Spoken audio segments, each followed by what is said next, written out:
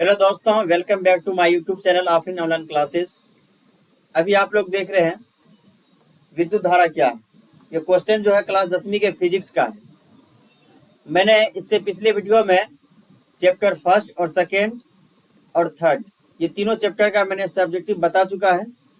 यदि आप लोग नहीं देखे अभी तक तो देख लीजिएगा। आगे हम लोग चलते हैं। सवाल क्या है देखते हैं। विद्युत धारा क्या है?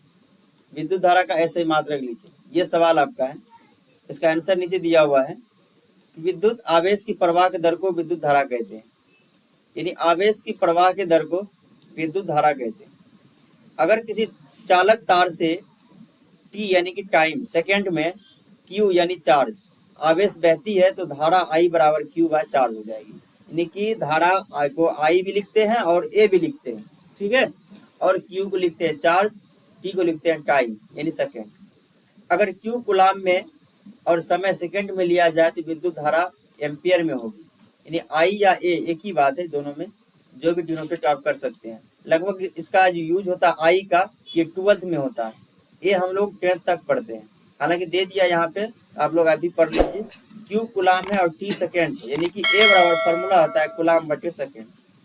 यानी विद्युत धारा का ऐसे मात्रक एम्पियर है। विद्युत धारा का ऐसे मात्रक क्या है? एम्पियर है।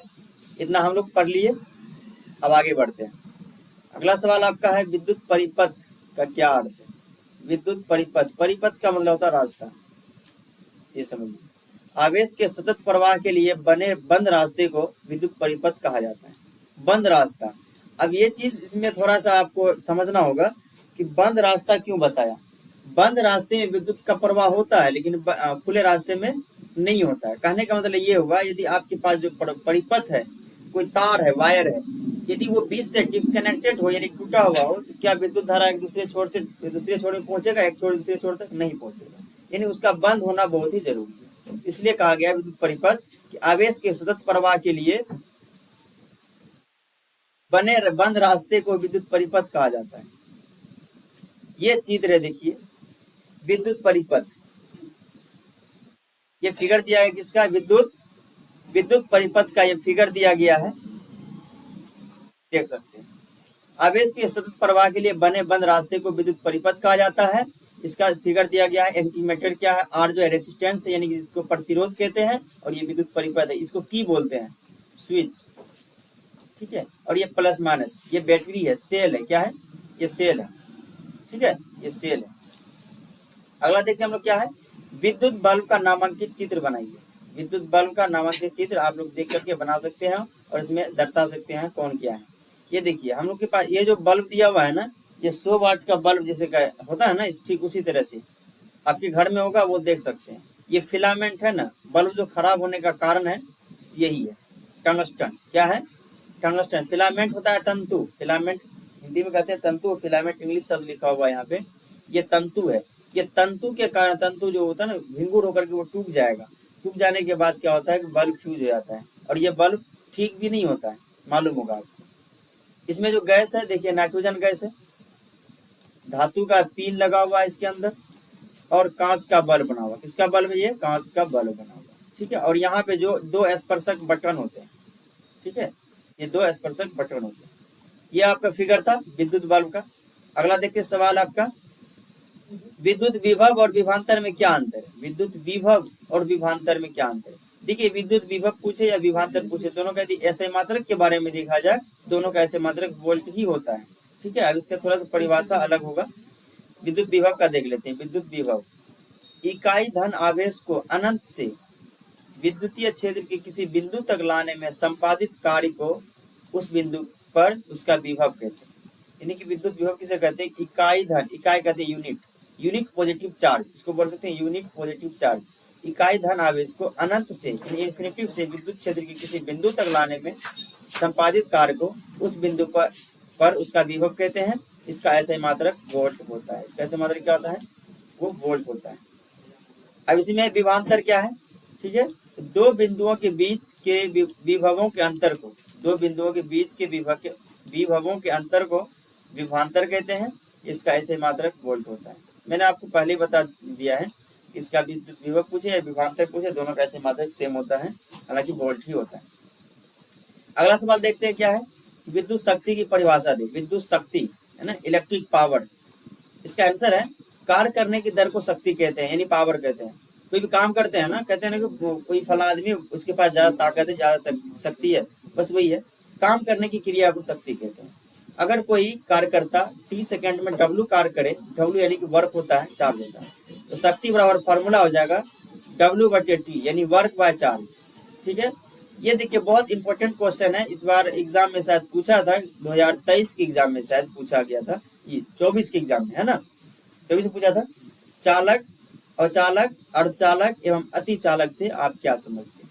आपका ये एग्जाम का क्वेश्चन। ठीक है, इनका आंसर देखते हैं। सबसे पहले चालक चलते हैं। चालक क्या, देखिए, जिन धातुओं के तार से विद्युत धारा प्रवाहित होती है उसे चालक कहा जाता है। जिन धातुओं के तार से विद्युत धारा प्रवाहित होती है, यानी कि एक स्थान से दूसरे स्थान तक प्रवाह होती है, यानी कि जाती है, उसको क्या बोलते हैं? चालक कहते हैं, है ना। जैसे लोहा, तांबा आदि के तार विद्युत के अच्छे चालक। विद्युत के अच्छे चालक, यदि विद्युत का सबसे अच्छा चालक बताया जाए, सुचालक बताया जाए, वो चांदी है ना। चांदी के बाद ग्रेफाइट है, जो वो धातु रहते हुए विद्युत का सुचालक है। अगला चलते हैं, अचालक क्या है? अचालक या कुचालक एक ही बात होता है। अचालक या कुचालक एक ही चीज है। जिन पदार्थ यानी धातुओं के तार से विद्युत धारा का प्रवाह नहीं होता है, जिन धातुओं के तार से विद्युत धारा का प्रवाह नहीं होता है, उन्हें अचालक कहा जाता है। अचालक या कुचालक एक ही बात है। जैसे एग्जाम्पल लिया गया है, एबोनाइट के छड़। एबोनाइट के छड़ तथा ऊन और सूती धागे से विद्युत का प्रवाह नहीं होता। एबोनाइट के छड़ तथा ऊन और सूती धागे की विद्युत का प्रवाह नहीं होता है, ये विद्युत के अचालक कहे जाते हैं। ये विद्युत की क्या कहे जाते हैं? अचालक कहे जाते हैं, यानी कुचालक कहे जाते हैं। अगला देखते हैं, अर्धचालक क्या है? अर्ध यानी कि आधा चालक, समझ में आता होगा, क्वेश्चन से ही आंसर मिला हुआ। ऐसे पदार्थ जिनकी चालकता, इसको पढ़ते हैं सिग्मा, क्या पढ़ते इसको? सिग्मा।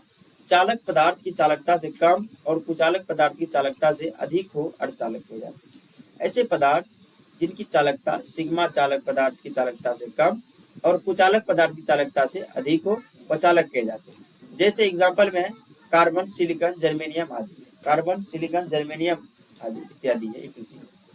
अगला है अतिचालक। क्या है? अतिचालक।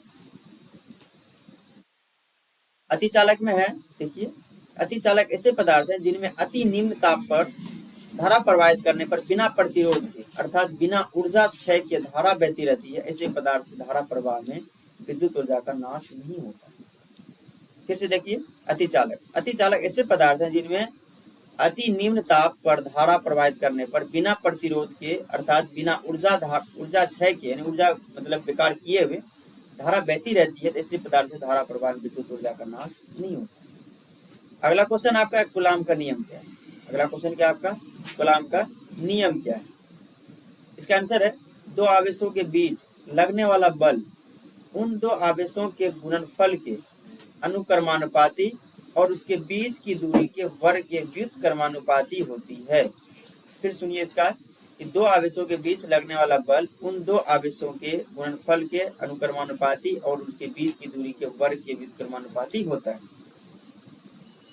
ठीक, आगे मान लिया कि दो आवेश Q1 और Q2 दो बीच की दूरी है, सॉरी Q1 Q2 दो आवेश है, चार्ज है, और बीच की दूरी R है, और उनके बीच लगने वाला बल F यानी फोर्स है, जो कूलाम के नियम से बताया गया है, बराबर K × Q1 Q2 R square.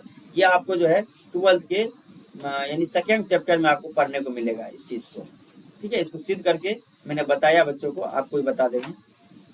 जहां पर के समानुपातिकता स्थिरांक, यानी के का मान जो है ना, ये प्रोपोर्शनल, ये कांस्टेंट होता है, इसका मान कभी बदलता नहीं है, ध्यान रखिएगा। अगला देखते क्या, प्रतिरोध क्या है? अगला सवाल आपका, प्रतिरोध क्या है, इसका ऐसे मात्रक लिखते हैं। प्रतिरोध क्या है देख लेते हैं। जब परिपथ में विद्युत धारा बहती है तो चालक के अंदर उपस्थित इलेक्ट्रॉनों पर आवेश के टक्कर के फलस्वरूप उष्मा ऊर्जा उत्पन्न होती है। उष्मा ऊर्जा उत्पन्न होती है और धारा के बहने में रुकावट डालती है। धारा के बहने में रुकावट डालती है। एक ऐसा गुणधर्म है जो किसी चालक में इलेक्ट्रॉनों के प्रवाह का विरोध करता है। अगर प्रतिरोध यानी विरोध करना, सीधी सी बात, यदि इसको देखा जाए, इसका आंसर हो जाएगा जो किसी चालक में इलेक्ट्रॉन के प्रवाह का विरोध करता हो उसे ही प्रतिरोध कहा जाता है। और प्रतिरोध ये विद्युत धारा के प्रवाह को नियंत्रित करता है, यानी कि उसको रुकावट करता है, नियंत्रित यानी कि इसका सुरक्षा करता है। और उनका ऐसे मात्रक, प्रतिरोध के ऐसे मात्रक ओम होता है। क्या था? प्रतिरोध के ऐसे मात्रक ओम होता है। उम्मीद करते हैं आप लोग यहाँ तक पढ़ चुके होंगे। आगे देखते हैं। वोल्ट की परिभाषा दें, वोल्ट की परिभाषा दें, ये आपका सवाल है। ठीक है, थोड़ा सा वेट कर लेते हैं, हम लोग यहाँ रुकते हैं,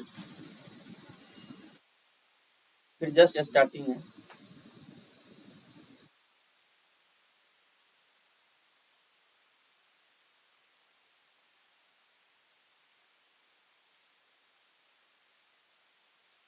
चलिए हम लोग वीडियो का स्टार्ट करते हैं फिर से पुनः। एक वोल्ट की परिभाषा दें, ये सवाल आपका आंसर है। यदि किसी विद्युत धारावाही चालक के दो बिंदुओं के बीच एक कूलाम आवेश को एक बिंदु से दूसरे बिंदु तक ले जाने में 1 जूल कार्य किया जाता है। कितने जूल? 1 जूल कार्य किया जाता है। तो उन दो बिंदुओं के बीच विभवांतर 1 वोल्ट होता है। समझिए फिर से 1 वोल्ट का परिभाषा। यदि किसी विद्युत धारावाही चालक के दो बिंदुओं के बीच एक कूलाम आवेश को एक बिंदु से दूसरे बिंदु तक ले जाने में 1 जूल कार्य किया जाता है, तो उन दो बिंदुओं के बीच विभवांतर 1 वोल्ट कहलाता है। यह आपका था। इसके बाद है 1 वोल्ट बराबर फार्मूला। 1 वोल्ट बराबर होता है 1 जूल बटे कूलाम, या फिर इसको जूल बटे कूलाम भी पढ़ सकते हैं, या जूल कूलाम इनवर्स पढ़ सकते हैं। क्या पढ़ सकते हैं? इसको इनवर्स पढ़ सकते हैं। ठीक है, इनवर्स पढ़ सकते हैं, हम लोग इसको इनवर्स पढ़ सकते हैं, इनवर्स। अगला देख लेते हैं हम लोग क्या है। अगला ओम के नियम के अध्ययन के लिए विद्युत परिपथ खींचे। ओम के नियम को सत्यापित करने वाले ग्राफ को खींचे और उस ग्राफ की प्रकृति को लिखें। ये भी बहुत इंपॉर्टेंट क्वेश्चन है क्लास 10वीं के लिए। इनका आंसर देख लेते हैं। सबसे पहले इसका चित्र देख लीजिए आप किस तरह से बना हुआ है। ये वोल्ट हो गया, ठीक है, ये प्रतिरोध रेसिस्टेंस हो गया, ये एमीटर हो गया जिसको आमीटर भी पढ़ते हैं, ये परिवर्ती प्रतिरोध हो गया, ये प्रतिरोध करते हैं, धारा के प्रवाह का विरोध करता है। ठीक है, अगला ये हो गया बैटरी सेल, है ना, ये प्लस और ये माइनस। ये हो गया कुंजी स्विच। ठीक है, ये स्विच जब जुड़ा रहेगा तभी विद्युत धारा प्रवाहित होगी, नहीं तो नहीं होगी। सॉरी, बंद रहेगी तो प्रवाहित होगी, नहीं तो खुला रहेगा तो उसमें प्रवाहित नहीं होगी।